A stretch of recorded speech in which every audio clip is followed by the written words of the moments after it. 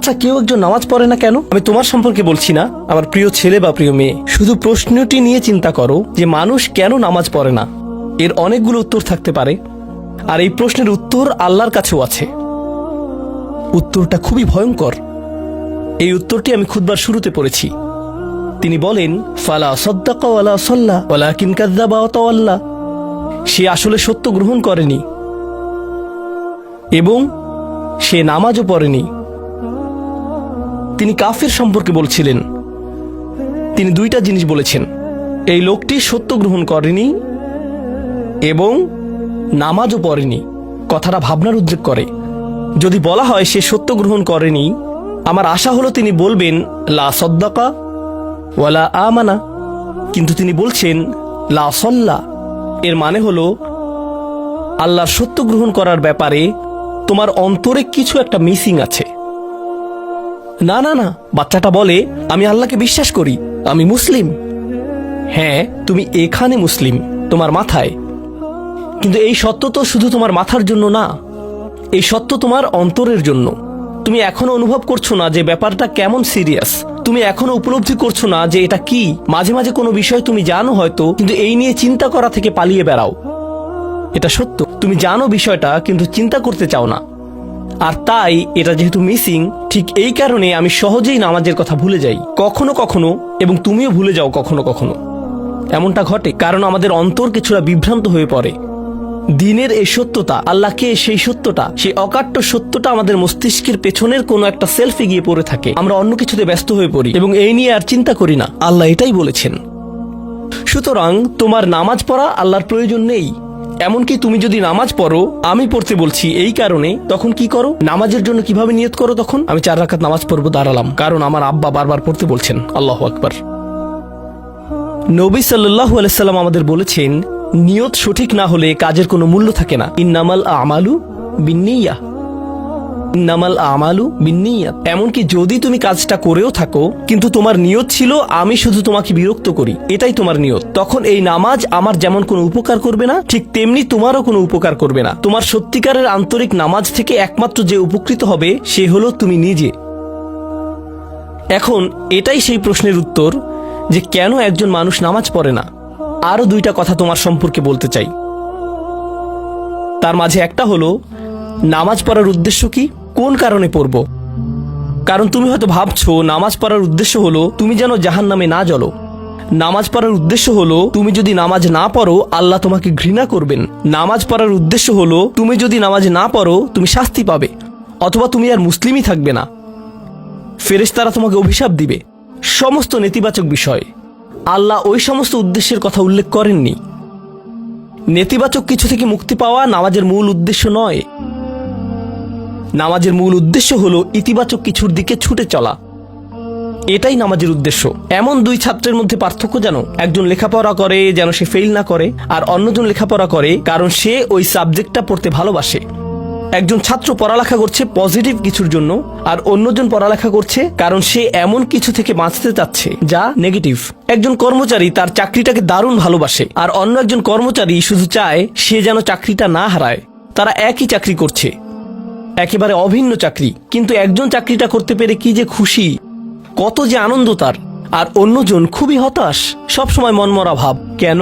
কারণ তাদের একজন এটা করছে ক্ষতিকর কিছু থেকে মুক্তি পাওয়ার জন্য, আর অপরজন এটা করছে উপকারী কিছুর দিকে ছুটে চলার জন্য। আল্লাহ কোরআনে যখন আমাকে নামাজ সম্পর্কে বলেছেন যে কেন আমাদের নামাজ পড়া দরকার, তিনি মুসা আলাইহিস সালামকে এই উত্তরটা বলে দিয়েছেন যখন তিনি তার সাথে সাক্ষাৎ করেছিলেন। তিনি বলেছেন, আকিমিস সলাতা লিযিকরি, আর আমাকে স্মরণ করার উদ্দেশ্যে নামাজ কায়েম করো। তোমার নামাজ ঠিক রাখো যেন তুমি তোমার রবকে স্মরণ করতে পারো।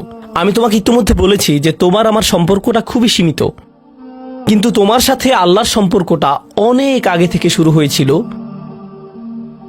আর তার সাথে তোমার এই সম্পর্কটা অনন্তকাল ধরে বলবৎ থাকবে। তাই সেই সম্পর্কটির কথা স্মরণে আনা আবশ্যক, কারণ ভালো যত কিছু তোমার কাছে আসে তা আসে ওই সম্পর্কটা থেকেই। সামান্য কিছু ভালো জিনিস তোমার বাবার কাছ থেকে আসে, কিছু কিছু ভালো জিনিস, কিন্তু সকল ভালো জিনিস যা তোমার কাছে আসে তা আসে একমাত্র ওই সম্পর্কটির কারণে। যদি তুমি চাও সকল উপকারী জিনিস তোমার জীবনে অবস্থান করুক, তখন তোমাকে অবশ্যই তার কথা স্মরণ করতে হবে, যার নিকট থেকে সকল কল্যাণের আগমন ঘটে, যার নিকট থেকে সকল নিয়ামতের আগমন ঘটে, সকল রিজিকের আগমন ঘটে, সকল হেদায়েতের আগমন ঘটে। আর তাই আল্লাহ বলছেন, সর্বোত্তম যে উপায়ে তুমি এটা করবে তা হলো নামাজের মাধ্যমে তুমি আমাকে স্মরণ করবে। এজন্যই তোমার নামাজ পড়া দরকার। আচ্ছা, পরিশেষে এজন্যই তোমার এটা করা উচিত।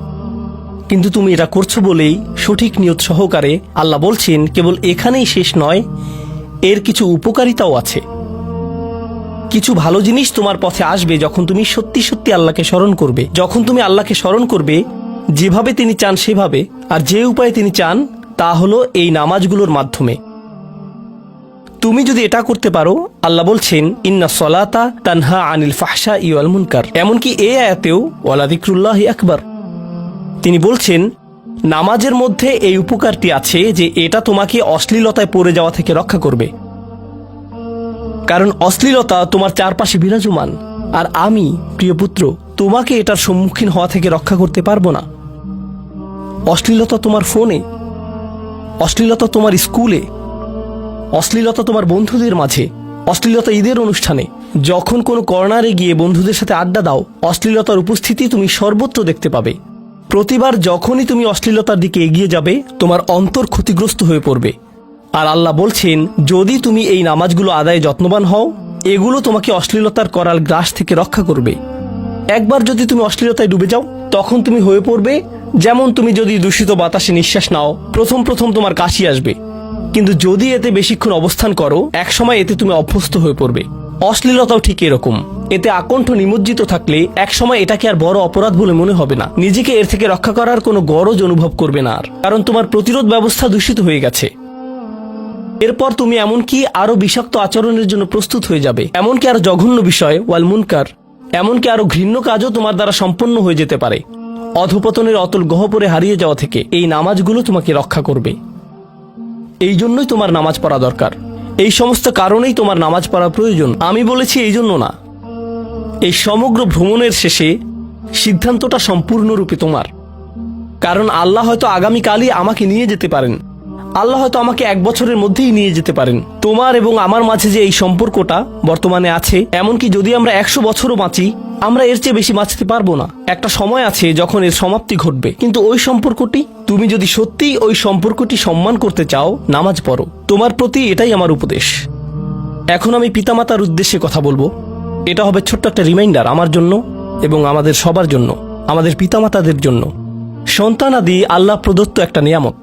তাদেরকে এজন্য দেওয়া হয়নি যেন আমরা তাদের নিয়ন্ত্রণ করতে পারি। যত বেশি আমরা তাদেরকে নিয়ন্ত্রণ করতে চাইব, তত বেশি হতাশ হব সকল অবস্থাতেই। আমি দেখেছি এমনটা, বিশেষ করে যে পরিবারগুলো তাদের সন্তানদের দিনের সুরক্ষা করতে চায়, তারা যত বেশি সন্তানদের উপর জোর করে দিন চাপিয়ে দিতে চায়, তত বেশি ওই ছেলেমেয়েগুলো অদ্ভুত সব উপায়ে বিদ্রোহ প্রকাশ করে। কারণ যে বিষয়টা আল্লাহ চান আপনি তাদেরকে প্রদান করুন, আপনার ছেলে মেয়েদের কাছে আপনার যে সুযোগ আছে সেটা তাদেরকে আপনার আদেশ নিষেধ মানতে বাধ্য করার জন্য নয়। সুযোগটা এই জন্য দেয়া হয়েছে যেন আপনি তাদেরকে এমন সব বিষয়ে চিন্তা করাতে পারেন যা শুধু আপনার পক্ষেই চিন্তা করানো সম্ভব। তাদেরকে এমন সব বিষয়ে পছন্দ করাতে পারেন যা শুধু আপনার পক্ষেই পছন্দ করানো সম্ভব। আপনার বাচ্চাটা বাস্কেটবল পছন্দ করে কারণ সে আপনাকে বাস্কেটবল খেলতে দেখেছে। সে প্লে স্টেশন পছন্দ করে কারণ সে তার বাবাকে প্লে স্টেশনে খেলতে দেখেছে। এভাবে আপনি বাচ্চাটার অন্তরে কোনো কিছুর জন্য ভালোবাসা তৈরি করে দিতে পারেন, কারণ আপনি যেরকম, আপনার পক্ষে এটা করা সম্ভব। আর যখন বাচ্চাদেরকে বলতে থাকেন তোমার হোমওয়ার্ক করো, তোমার হোমওয়ার্ক করো, আপনার সন্তানের বয়স যখন 40 হবে, সে তখন বলবে না আমি হোমওয়ার্ক ভালোবাসি, কিন্তু 40 বছর বয়সেও সে বলবে আমি বাস্কেটবল ভালোবাসি, আমার বাবা সবসময় বাস্কেটবল খেলতেন। আপনি যা ভালোবাসেন তা ট্রান্সফার হয়ে তার কাছে চলে যায়, আর যা করতে বলেন তা প্রত্যাখ্যাত হয়ে যায়। এমনটি আপনার ক্ষেত্রেও ঘটেছিল। আপনার ছেলে মেয়েদের কথা ভুলে যান, আপনার নিজের বাস্তবতাও এটাই। আপনার বাবার কিছু কিছু জিনিস যে আপনি এখনো পছন্দ করেন তা ভালোবাসার মাধ্যমে আপনার নিকট ট্রান্সফার হয়েছিল, আর আপনার বাবার ওই ব্যাপারগুলো আপনি অপছন্দ করতেন যা তিনি জোর করে আপনাকে গেলাতে চেয়েছিলেন। এখানে উপবিষ্ট প্রত্যেকের বাস্তবতা এটাই, শুধু সেগুলোই গ্রহণ করেছি যেগুলো ভালোবাসার মাধ্যমে হস্তান্তরিত হয়েছিল। ঠিক এই ইশারাটাই আমাদের পিতামাতাদেরকে দেয়া হয়েছে সূরাতুল ইসরার এই আয়াতে, রব্বির হামহুমা কামা রব্বায়ানি সগীরা। রব্বাইয়ানি মানে যখন তারবিয়া ব্যবহার করা হয় একটি চারা গাছ বড় করার জন্য, আপনাকে চারা গাছটির যত্ন নিতে হবে, এর সযত্নে প্রতিপালন করতে হবে। গাছটির প্রতি চিৎকার চেঁচামেচি করলে তো হবে না, তাড়াতাড়ি বড় হও, তাড়াতাড়ি লম্বা হও। আপনার একে সময় প্রদান করতে হবে। অনেক সময় পোকামাকড় এসে এর পাতাগুলো খেয়ে ফেলতে চাইবে, আপনাকে তখন পোকামাকড় সরিয়ে দিতে হবে। কখনো কখনো একটু কঠোর আচরণ করতে হবে, শুধু অতটুকুই যেন পোকামাকড়গুলো দূর হয়ে যায়। এরপর আবারও এতে পানি দিতে হবে। আমাদের বাচ্চাদের সাথে আমাদের উদাহরণটা ঠিক এমনই। ঠিক এ কারণেই আমরা আমাদের মাতা পিতার জন্য এই দোয়াটা করি। আমি দোয়া করছি আল্লাহ যেন আমাদের সন্তানদেরকে হেদায়েত দান করেন, যা শুধু তার পক্ষেই দেয়া সম্ভব। দোয়া করছি আল্লাহ তাদের অন্তরে ইস্তিকামা প্রদান করুন, যেন তারা তাদের জীবনে সঠিক সিদ্ধান্ত নিতে পারে। আরও দোয়া করছি আল্লাহ তাদেরকে ইব্রাহিম আলাইহিসসালামের দোয়ার মতো করুন, যা তিনি আমাদের সবার জন্য করেছিলেন। রব্বি জাআলনি মুকিমাস সলাতি ওয়া মিন যুররিয়াতি, হে আমার রব, আমাকে সালাত কায়েমকারী বানান এবং আমার বংশধরদের মধ্য থেকেও। আল্লাহ তাআলা এখানে উপস্থিত পিতামাতাদেরকে, আমাকে সহ সবাইকে এমন দৃষ্টান্তে পরিণত করুন যে আল্লাহকে ভালোবাসে এবং যে নামাজকে ভালোবাসে, যেন আমাদের ছেলেমেয়েরা নামাজের প্রেমে পড়ে যায় আমরা যেভাবে নামাজকে ভালোবাসি তা দেখে। বারাকাল্লাহু লি ওয়া লাকুম ফিল কুরআনিল হাকিম ওয়া নাফা'নি ওয়া ইয়্যাকুম বিল আয়াতি ওয়াজ যিকরিল হাকিম।